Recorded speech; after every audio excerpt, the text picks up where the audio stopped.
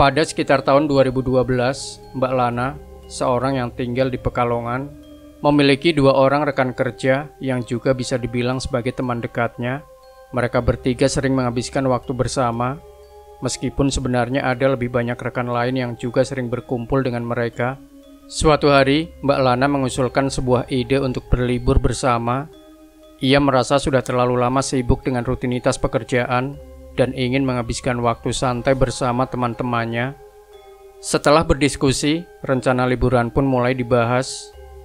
Awalnya mereka ingin pergi ke tempat yang cukup jauh seperti Bali. Namun karena berbagai pertimbangan, terutama terkait biaya dan keterbatasan waktu, mereka akhirnya memutuskan untuk mencari destinasi yang lebih dekat. Selain itu, beberapa teman-teman yang lain juga tidak bisa ikut dalam perjalanan ini, sehingga hanya tersisa 3 orang yang benar-benar siap untuk berangkat, yaitu Mbak Lana, Rara, dan Sinta. Akhirnya muncul ide dari Rara untuk pergi ke Gunung Kidul, Yogyakarta.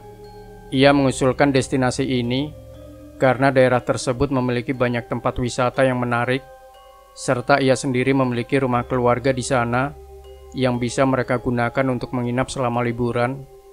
Usulan ini diterima dengan baik oleh yang lain, dan mereka pun segera mempersiapkan perjalanan. Ketika rencana sudah matang, mereka bertiga berangkat menuju Gunung Kidul.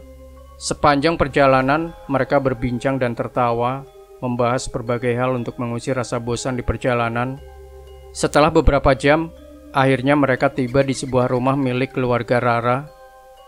Rumah tersebut bukanlah rumah besar, melainkan sebuah rumah 2 lantai yang terletak di kawasan perkampungan yang cukup tenang. Meskipun rumah itu sudah lama tidak ditempati, tetapi tetap dalam kondisi yang sangat baik.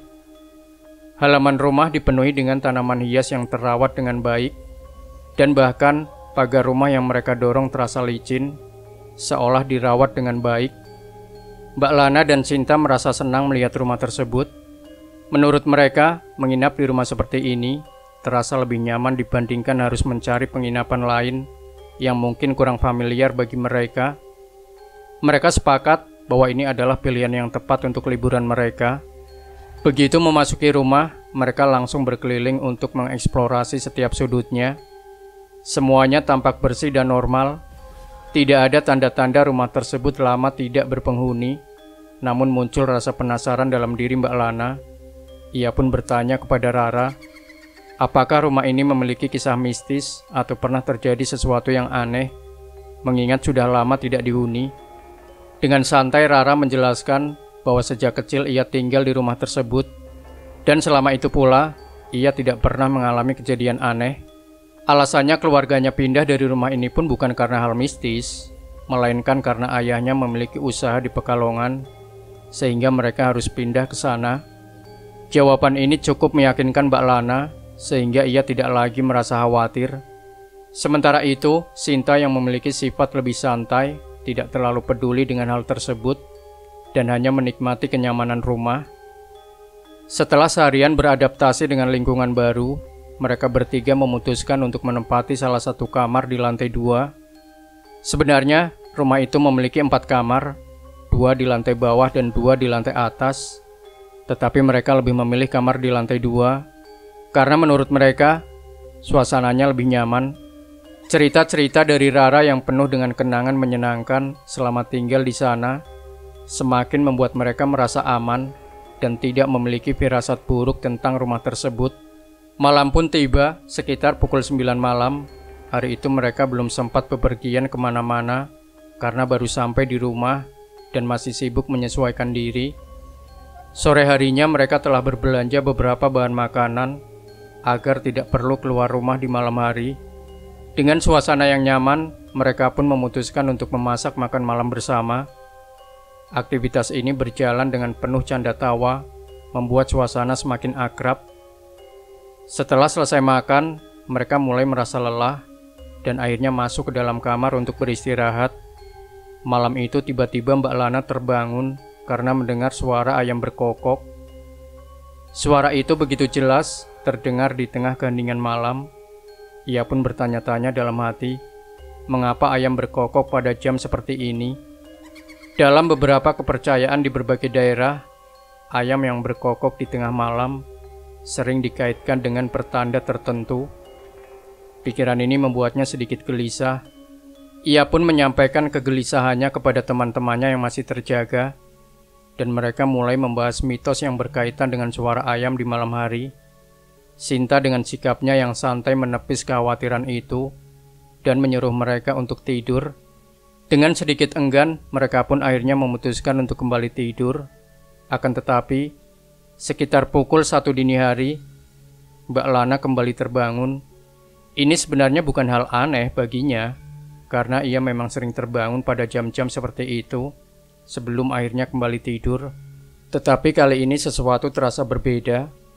Saat membuka mata dan melihat ke atas, ia sempat terkejut karena mendapati langit-langit kamar yang terlihat asing baginya.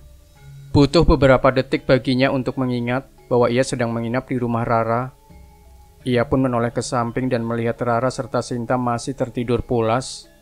Akan tetapi saat matanya beralih ke arah pintu, ia langsung tersentak dan berteriak.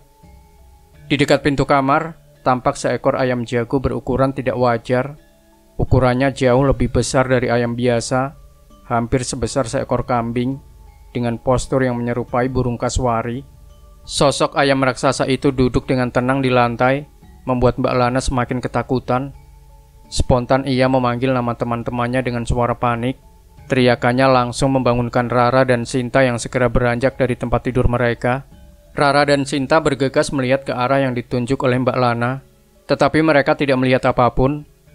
Mereka mencoba menenangkannya, meyakinkannya bahwa mungkin ia hanya bermimpi atau setengah sadar. Namun bagi Mbak Lana, pengalaman itu terasa sangat nyata.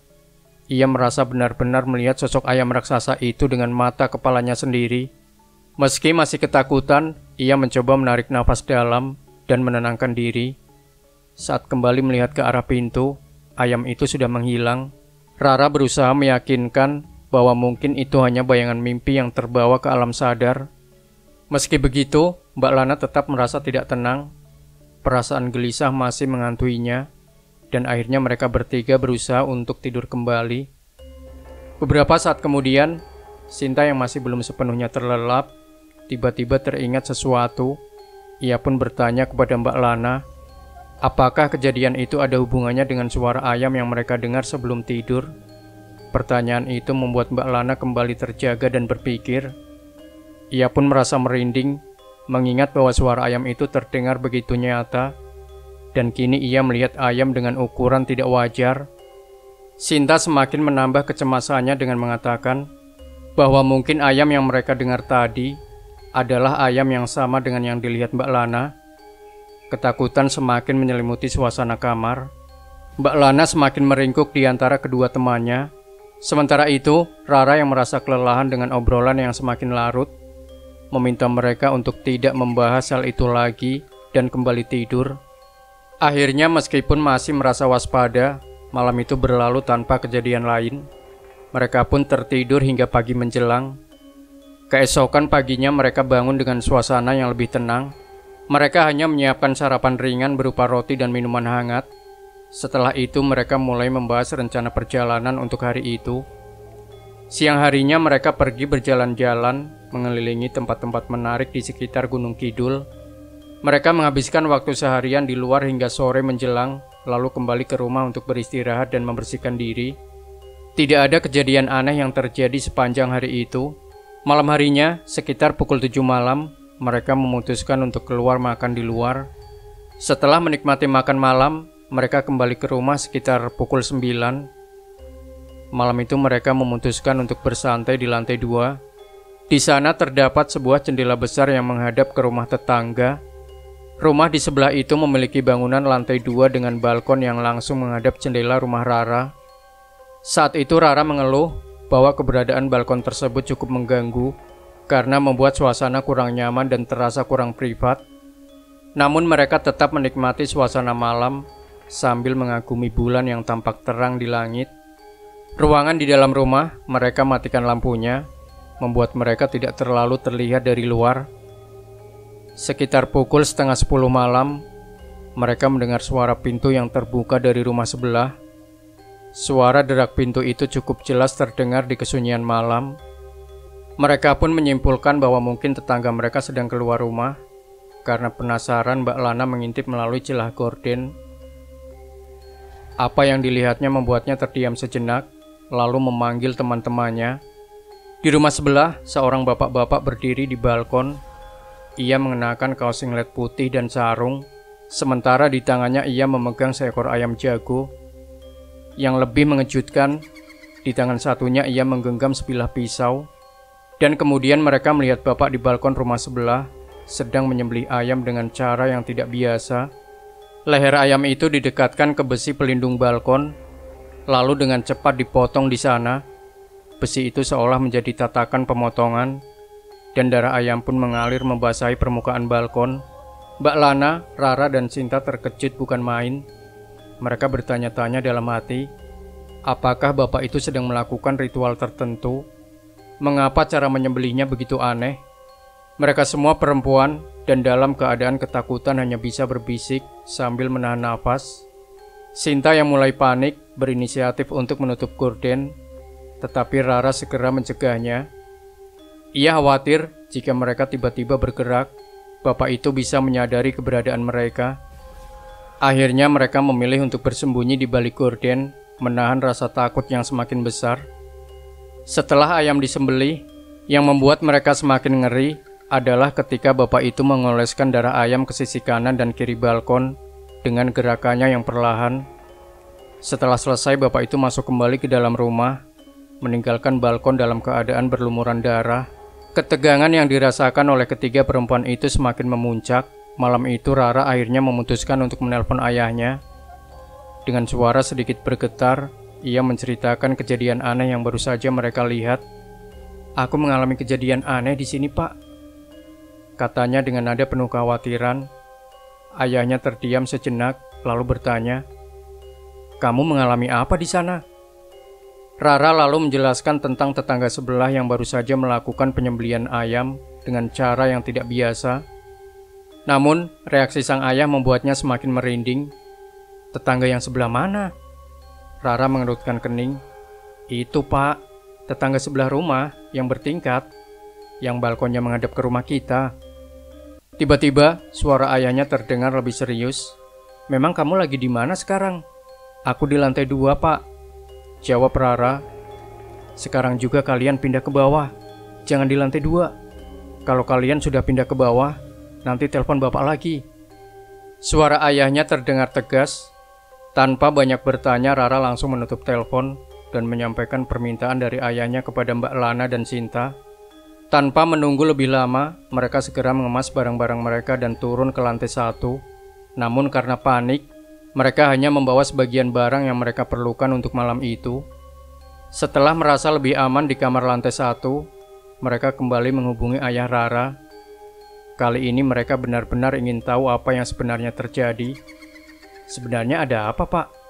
Kenapa kami tidak boleh di lantai 2? Tanya Rara. Suaranya masih dipenuhi kecemasan. Jawaban ayahnya tetap terdengar menenangkan. "Gak ada apa-apa. Hanya saja tempat di lantai 2 itu memang kurang nyaman. Rencananya nanti akan Bapak tutup saja." "Jadi hanya karena itu, Pak?" Rara masih belum puas dengan jawaban tersebut. Ayahnya menghela nafas. "Iya, gak ada apa-apa kok. Tetangga sebelah ya memang begitu, gak usah dipikirkan." Meskipun penjelasan itu terdengar menenangkan, mereka masih menyimpan banyak pertanyaan. Namun, mereka mencoba berpikir positif dan berusaha untuk tidur. Malam semakin larut, dan mereka mulai merasa sedikit lebih tenang. Namun sekitar pukul 11 malam, telepon Rara kembali bergetar. Ia yang sudah hampir tertidur pun dibangunkan oleh Sinta. Dalam keadaan setengah sadar, Rara melihat nama bapaknya di layar ponselnya, dan ia pun mengangkat teleponnya. Suara ayahnya terdengar sedikit lebih cemas kali ini.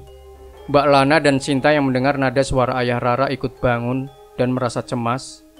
Rara pun meletakkan telepon dalam model loudspeaker agar mereka semua bisa mendengar. Kemudian ayahnya pun menjelaskan, "Sebenarnya bapak nggak mau bikin kamu takut. Tapi ada sesuatu yang harus kamu tahu. Rumah di sebelah itu sebenarnya nggak ada yang menghuni." Mendengar itu, Rara membelalakkan mata. dan mulai merasakan ketegangan semakin meningkat. Kalau begitu, siapa yang tadi kami lihat di balkon, Pak? Ayahnya diam sejenak sebelum menjawab. Bapak juga nggak tahu, tapi sudah, nggak usah dipikirkan lagi. Bapak akan minta tolong Pak Gito untuk datang dan menemani kalian di sana. Tak lama setelah itu, mereka mendengar suara gerbang depan terbuka. Pak Gito datang dengan membawa tikar, sarung, dan bantal. Ia kemudian memilih tidur di teras depan rumah. Melihat kedatangan Pak Gito, Rara mengajak Mbak Lana dan Sinta untuk berbicara dengannya. Mereka masih penasaran dan ingin tahu lebih lanjut. Rara mengawali pembicaraan dengan bertanya kepada Pak Gito mengenai telepon dari ayahnya. Ia penasaran apakah ayahnya benar-benar meminta Pak Gito untuk datang menemani mereka. Pak Gito mengangguk pelan, membenarkan bahwa ia memang menerima telepon dan diminta untuk berjaga di rumah mereka. Mendengar hal itu, Rara merasa sedikit lega, meskipun tetap menyadari bahwa ada sesuatu yang tidak beres dengan situasi yang mereka alami.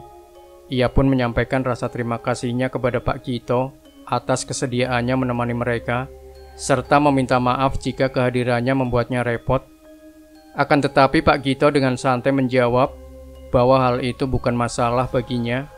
Ia bahkan bercerita bahwa terkadang ia memang lebih suka tidur di teras rumah ini jika istrinya sedang marah atau mengomel. Perkataan itu sempat membuat mereka sedikit tersenyum di tengah suasana yang menegangkan. Namun obrolan itu kembali serius ketika Rara menanyakan tentang rumah sebelah yang dikatakan kosong. Pak Gito membenarkan bahwa rumah itu memang sudah tidak dihuni selama 7 tahun terakhir. Mendengar pernyataan itu, ketiga perempuan tersebut saling bertatapan dengan raut wajah bingung dan cemas. Mereka baru saja menyaksikan sesuatu yang seharusnya tidak mungkin terjadi di rumah yang kosong. Dengan suara yang lebih pelan, Rara mulai menceritakan apa yang mereka lihat sebelumnya. Ia menjelaskan bahwa mereka bertiga melihat dengan jelas seorang pria tua mengenakan singlet putih dan sarung, membawa seekor ayam jago serta pisau. Pria itu tanpa ragu menyembelih ayam di balkon rumah sebelah, lalu mengoleskan darah ayam tersebut di besi pagar balkon. Mereka benar-benar menyaksikannya dengan mata kepala sendiri. Pak Gito yang mendengar cerita itu terdiam cukup lama. Raut wajahnya tidak menunjukkan keterkejutan, tetapi lebih kepada kebingungan dan keraguan. Rara yang semakin penasaran mendesaknya untuk menjelaskan siapa pria tersebut.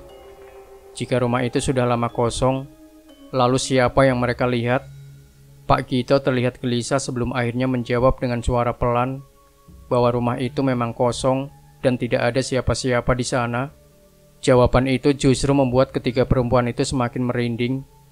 Jika memang kosong, lalu siapa yang mereka lihat? Apa yang sebenarnya terjadi? Setelah didesak lebih lanjut, akhirnya Pak Gito dengan berat hati mengakui bahwa mungkin yang mereka lihat bukanlah manusia. Ia menjelaskan bahwa rumah itu sudah lama memiliki sejarah mistis, dan kejadian seperti ini bukan yang pertama kali terjadi.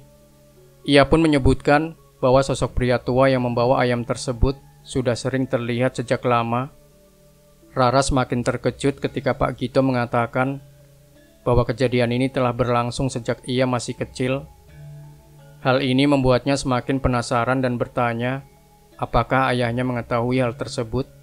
Pak Gito dengan ragu-ragu menjawab bahwa alasan utama ayahnya tidak betah tinggal di rumah itu adalah karena seringnya kejadian aneh seperti ini terjadi. Mendengar jawaban tersebut, Rara mulai kesal. Ia merasa seharusnya diberitahu tentang hal ini sejak awal. Tanpa pikir panjang, ia langsung menelpon ayahnya di Pekalongan. Setelah beberapa nada sambung, suara ayahnya terdengar di ujung telepon. Ia bertanya apakah ayahnya sudah tidur. Dan ketika sang ayah mengatakan bahwa ia masih terjaga, Rara langsung menanyakan tentang rumah sebelah dan kejadian yang baru saja mereka alami. Reaksi ayahnya menunjukkan bahwa ia memang mengetahui sesuatu, tetapi enggan untuk membahasnya lebih jauh. Ketika Rara terus mendesaknya untuk menjelaskan, ayahnya hanya mengatakan agar ia tidak terlalu banyak bertanya dan meminta Pak Gito untuk tidak menceritakan lebih lanjut. Rara yang merasa kesal dengan sikap ayahnya hanya bisa menarik nafas panjang. Ia merasa tidak puas dengan jawaban yang diberikan. Namun ia akhirnya menyimpulkan bahwa sosok yang mereka lihat memang bukan manusia dan kemungkinan besar adalah makhluk halus yang sudah lama menghuni rumah sebelah. Itulah alasan mengapa sejak Rara kecil, ayahnya tidak pernah betah tinggal di rumah itu. Setelah pembicaraan telepon selesai, mereka bertiga masih merasa tidak nyaman. Namun karena sudah larut malam dan kelelahan mulai terasa, mereka memutuskan untuk masuk ke dalam rumah dan beristirahat di kamar lantai 1. Mereka berharap tidak ada kejadian aneh lagi malam itu. Namun sekitar pukul 1:30 pagi, Sinta tiba-tiba terbangun. Ia merasa ada sesuatu yang janggal. Ia pun membangunkan Mbak Lana dengan suara pelan, mengatakan bahwa ia mendengar sesuatu. Mbak Lana yang masih setengah sadar bertanya apa yang terjadi, dan Sinta memintanya untuk membangunkan Rara juga. Mbak Lana pun menggoyangkan tubuh Rara yang akhirnya terbangun dengan mata mengantuk. Dengan suara pelan ia bertanya apa yang sedang terjadi. Sinta dengan wajah cemas menunjuk ke arah langit-langit rumah, mengatakan bahwa ia mendengar suara langkah kaki di lantai 2. Ketiganya terdiam, mencoba menangkap suara yang dimaksud. Beberapa detik kemudian, suara itu terdengar lagi. Langkah kaki yang cukup jelas seperti seseorang yang berjalan cepat atau berlari-lari kecil di lantai atas. Suara itu terdengar berulang kali, membuat mereka semakin merinding. Rara mencoba berpikir rasional, mengira bahwa itu mungkin saja suara Pak Gito yang sedang berada di lantai 2. Namun Mbak Lana dan Sinta masih ragu. Mereka tidak yakin apakah Pak Gito benar-benar masih terjaga dan berjalan-jalan di lantai atas pada jam segini. Meskipun merasa cemas, mereka memutuskan untuk tidak terlalu memikirkannya. Rasa kantuk yang masih kuat membuat mereka mencoba mengabaikan suara tersebut dan kembali tidur. Dan tiba-tiba, suara itu kembali terdengar. Langkah kaki berat yang semakin mendekat. Bunyinya semakin intens hingga akhirnya terdengar suara laki-laki yang meluapkan kemarahannya dengan lantang. Kata-kata yang diucapkannya begitu mengerikan. Hanya satu kata yang terus diulang. Mati, mati. Ketiganya sontak panik. Ketakutan mulai merayapi tubuh mereka. Rara mendengar temannya berseru dengan nada cemas, bertanya siapa yang mengatakan hal menyeramkan itu. Rara mendadak teringat sesuatu. Pikirannya langsung tertuju ke rumah sebelah yang kosong itu. Dengan perasaan tidak tenang, ia mengusulkan agar mereka keluar dan mencari Pak Gito. Mungkin hanya Pak Gito yang bisa membantu menjelaskan kejadian aneh ini. Mereka bertiga akhirnya memberanikan diri keluar kamar. Dengan langkah tergesa mereka berjalan menuju pintu utama untuk mencari keberadaan Pak Gito. Namun, saat pintu dibuka, yang mereka temukan hanyalah tikar dan bantal yang ditinggalkan begitu saja. Pak Gito tidak ada di sana. Halaman rumah yang tidak terlalu luas pun mereka telusuri sambil memanggil namanya. Namun tidak ada jawaban. Tidak ada sosok Pak Gito dimanapun. Mereka kembali masuk ke dalam rumah dengan perasaan semakin takut. Begitu berada di dalam, suara itu terdengar lagi. Kali ini suara marah laki-laki itu berasal dari lantai 2. Hentakan yang begitu keras menggema, menyatakan bahwa rumah itu terasa semakin menyeramkan. Namun bukan hanya itu yang membuat mereka bergidik. Dari lantai bawah, terdengar suara lirih seperti seseorang sedang membaca mantra. Ketiganya membeku. Sinta dengan suara gemetar bertanya, siapa yang sedang melantunkan mantra itu? Mbak Lana pun mengira suaranya terdengar seperti Pak Gito. Mereka berusaha meyakinkan diri, tetapi rasa penasaran semakin besar. Mereka akhirnya memberanikan diri menuju sumber suara yang datang dari bagian belakang rumah. Di sana mereka menemukan pemandangan yang semakin membuat bulu kuduk berdiri. Pak Gito berada di ruang belakang, lengkap dengan peralatan ritual yang tersusun di hadapannya. Ada piring berisi roti, bunga-bunga yang tertata, serta asap kemenyan yang mengepul tipis ke udara. Pak Gito terlihat sedang memusatkan diri. Kedua tangannya digerakkan di depan dada sambil melantunkan mantra dengan bahasa yang tidak mereka pahami. Rara dan teman-temannya hanya bisa saling berpandangan. Mereka tidak ingin mengganggu, tapi keberadaan mereka di situ membuat mereka semakin gelisah. Di lantai 2, suara pria yang penuh amarah masih terdengar jelas. Sementara di bawah, Pak Gito tetap membaca mantra dengan hikmat. Mereka takut menyela, khawatir jika ritual itu berhenti sebelum waktunya, sesuatu yang lebih buruk bisa terjadi. Selama 5 menit, mereka hanya berdiri di sana memperhatikan dengan penuh kecemasan. Akhirnya Rara memberanikan diri untuk mengeluarkan pesan singkat ke Pak Gito melalui ponselnya. Pak Gito yang tengah berkonsentrasi tiba-tiba tersentak dan langsung menoleh dengan wajah terkejut, seolah sadar bahwa mereka telah menyaksikan ritual yang seharusnya tidak mereka lihat. Ia segera berdiri dan tergesa-gesa membuang semua perlengkapan ritualnya ke tempat sampah. Rara semakin curiga, sikap Pak Gito yang terburu-buru seolah menyembunyikan sesuatu. Ia pun mengejar dan bertanya mengapa Pak Gito bertindak seperti itu. Namun, sebelum sempat memberikan jawaban, suara tawa aneh kembali terdengar dari dalam rumah, semakin menambah ketegangan yang ada. Pak Gito terlihat semakin gelisah. Ia berusaha mengabaikan pertanyaan Rara dan hanya berkata bahwa semua itu bukan masalah besar. Namun, tiba-tiba rumah itu kembali sunyi. Suara di lantai 2 mendadak berhenti, hanya terdengar suara benda jatuh. Entah sendok, entah sesuatu dari logam berdentang keras di dalam kamar. Rara, Mbak Lana, dan Sinta tetap berdiri di teras.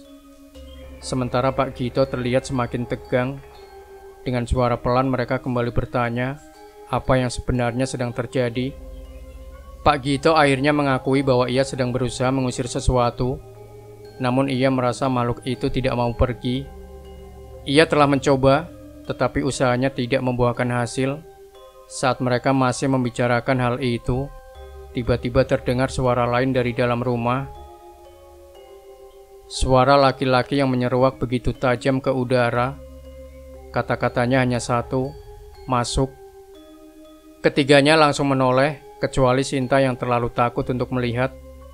Dari ruang tengah samar-samar mereka melihat sosok laki-laki berdiri di sana. Sosok itu hanya mengenakan pakaian seadanya, tampak samar dalam cahaya redup. Rara dan Mbak Lana menahan napas, sementara Pak Gito dengan tenang berkata bahwa mereka harus masuk. Namun ketiga perempuan itu tidak ingin masuk. Mereka menyadari ada sesuatu yang tidak wajar, dan mereka merasa lebih aman berada di luar. Pak Gito akhirnya melangkah masuk seorang diri, berdiri berhadapan langsung dengan sosok tersebut. Anehnya, saat berada di hadapan makhluk itu, Pak Gito justru berlutut, seolah menunjukkan sikap tunduk. Rara dan teman-temannya yang mengintip dari luar semakin bingung. Mereka merasa ada yang janggal dengan perilaku Pak Gito. Mereka saling berpandangan, tidak tahu harus melakukan apa.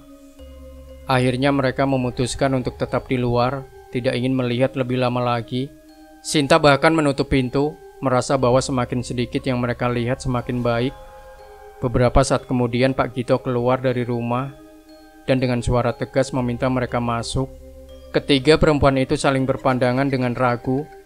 Mereka tidak ingin masuk, tetapi nada suara Pak Gito kali ini berbeda.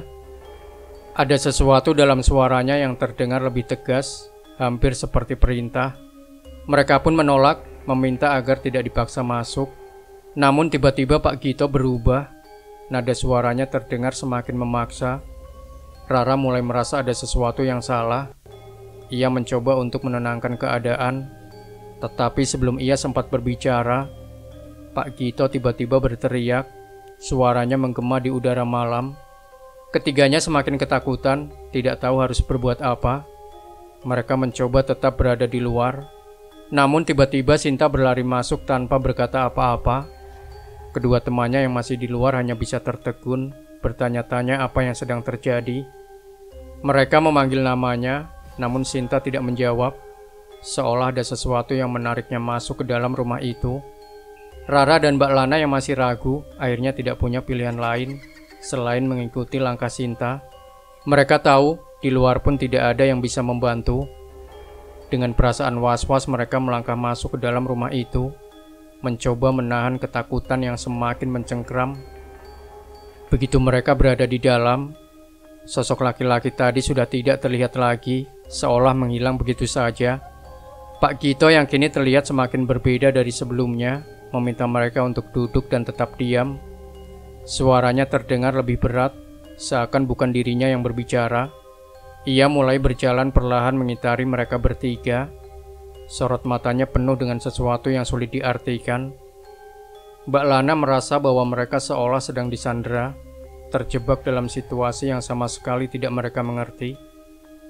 Ketegangan semakin meningkat ketika Pak Gito bertanya, apakah mereka tahu siapa yang sebenarnya menunggu rumah itu? Tidak ada yang bisa menjawab. Mereka hanya saling bertukar pandang dalam kebingungan. Ia kemudian meminta mereka untuk melihat ke lantai 2. Dengan perasaan ragu mereka pun menoleh ke atas. Begitu mata mereka tertuju ke lantai 2, rasa takut seketika melumpuhkan tubuh mereka. Di sana berdiri sosok pocong dengan mata merah menyala, memandang langsung ke arah mereka dari pinggiran lantai atas. Tanpa berpikir panjang mereka langsung melarikan diri. Dalam kepanikan, mereka menabrak kursi dan berbagai benda di dalam rumah, tidak peduli dengan apapun yang ada di sekeliling mereka. Keluar dari rumah, mereka berlari tanpa tujuan, hanya ingin mencari pertolongan. Suasana masih cukup gelap, tetapi beberapa toko di sekitar sudah mulai bersiap untuk buka. Mereka akhirnya bertemu dengan seorang ibu yang tampaknya hendak menata dagangannya. Dengan nafas terengah-engah, mereka meminta bantuan, membuat si ibu terkejut dan bertanya apa yang telah terjadi. Setelah berusaha menenangkan diri, mereka menjelaskan bahwa mereka baru saja mengalami kejadian mengerikan di rumah yang mereka tempati. Mendengar penuturan mereka, si ibu terlihat sedikit tercengang. Ia membenarkan bahwa rumah itu memang sudah lama kosong, tidak ada yang berani tinggal di sana. Saat mendengar bahwa mereka juga mengalami perubahan sikap aneh dari Pak Gito, si ibu tampak heran, karena ia mengenal Pak Gito sebagai seseorang yang baik. Namun ia tidak bisa memberikan banyak penjelasan. Rara yang masih gemetar akhirnya memutuskan untuk menelpon ayahnya. Dengan suara bergetar ia menjelaskan apa yang telah terjadi, termasuk perubahan sikap Pak Gito dan sosok misterius yang mereka lihat di lantai 2. Ayahnya terdengar terkejut dan segera meminta mereka untuk jangan dulu masuk rumah itu dan mencari tempat yang lebih aman. Tanpa pikir panjang, Rara langsung memesan kamar hotel. Ia tidak peduli dengan biaya yang harus dikeluarkan. Yang terpenting adalah mereka bisa tidur dengan aman. Pagi itu juga, mereka pindah ke hotel dan menginap di sana selama 2 hari. Sementara itu ayah Rara datang ke kota tersebut dan menemui Pak Gito. Saat bertemu, Pak Gito mengaku bahwa ia tidak mengingat apapun yang terjadi pada malam sebelumnya. Ia merasa seperti kehilangan kesadaran tadi malam, seolah bukan dirinya yang mengendalikan tubuhnya. Ayah Rara akhirnya menjelaskan bahwa sejak lama rumah sebelah memang bermasalah. Rumah itu telah kosong selama bertahun-tahun karena seluruh anggota keluarga pemilik rumah tersebut meninggal dalam waktu yang berdekatan. Kejadian itu dianggap tidak wajar sehingga rumah itu tidak pernah lagi dihuni. Sosok laki-laki yang mereka lihat adalah manifestasi dari pemilik rumah yang sudah meninggal, dan wujud pocong di lantai 2 diyakini merupakan bentuk lain dari sosok tersebut. Ia juga mengungkapkan bahwa dahulu dirinya pernah memiliki urusan bisnis dengan pemilik rumah tersebut. Namun ketika menyadari bahwa pria itu menempuh jalan yang salah dan menggunakan cara-cara yang tidak benar, ia memilih untuk menjauh dan menyelamatkan keluarganya. Itulah alasan mengapa mereka akhirnya pindah ke Pekalongan. Ayahnya awalnya berharap bahwa kunjungan Rara ke sana tidak akan mengalami gangguan. Namun ternyata makhluk itu masih ada dan terus mengganggu siapapun yang berada di rumah tersebut. Pak Gito yang tampaknya tidak memiliki niat buruk pun ikut terpengaruh oleh kehadiran makhluk tersebut. Saat ditanya apakah ia berpura-pura atau hanya berakting, Pak Gito dengan nada sedikit tersinggung menyatakan bahwa dirinya benar-benar tidak sadar atas apa yang telah terjadi. Ritual yang ia lakukan pada malam itu sebenarnya tanpa rencana. Ia hanya mencoba mengusir makhluk tersebut dengan cara yang ia pikir bisa berhasil. Bahkan sesajen yang ia siapkan hanya berasal dari bunga-bunga yang ada di halaman rumah, dan ia menggunakan apapun yang tersedia di rumah itu. Namun, alih-alih berhasil, ia justru merasakan tubuhnya dikuasai oleh sesuatu yang tidak bisa ia kendalikan. Beruntungnya tidak ada kejadian lebih buruk yang terjadi pada mereka bertiga. Mereka akhirnya memutuskan untuk tidak kembali ke rumah itu. Setelah 2 hari menginap di hotel, mereka bersama Pak Gito dan Ayah Rara kembali ke rumah hanya untuk mengambil barang-barang mereka. Dengan langkah cepat, mereka mengemas semua barang yang mereka tinggalkan, lalu pergi dari tempat itu tanpa menoleh ke belakang lagi.